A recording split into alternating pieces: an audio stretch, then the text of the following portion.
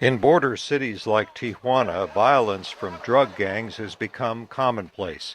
Speaking in Houston recently, former Mexican Foreign Minister Jorge Castañeda acknowledged that things are getting out of control in his country. Very clearly, we have an enormous challenge in Mexico regarding drugs, regarding criminality, and regarding law enforcement in general. Most of the violence has remained south of the U.S. border, but there have been numerous cross-border incidents, and Castañeda warned his U.S. audience that the 1 million U.S. citizens who live in Mexico, and many more who visit every year, could be endangered.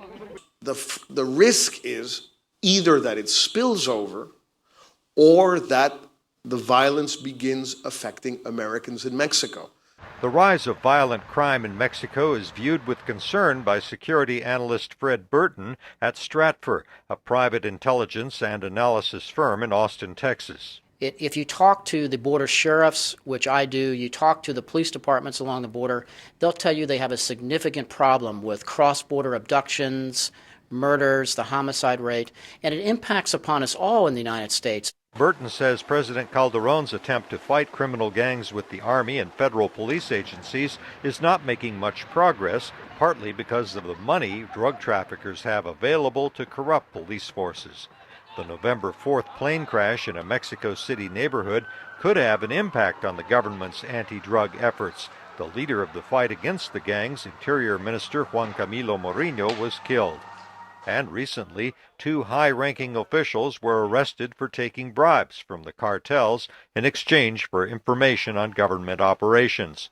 You're looking at an industry that's perhaps as large as $100 billion of cash flowing into the Mexican coffers. Calderon has a difficult job. And if you look at it from his perspective, I don't know how you combat this problem without U.S. assistance. While Castañeda agrees that more U.S. help is needed, he points to Mexican sensitivities.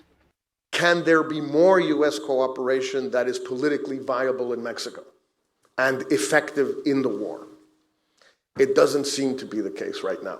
President-elect Barack Obama already faces great challenges with 2 foreign wars and a nuclear threat from Iran. But in the coming year, he may also face a worsening situation in a country right next door. Greg Flakus, VOA News, Houston.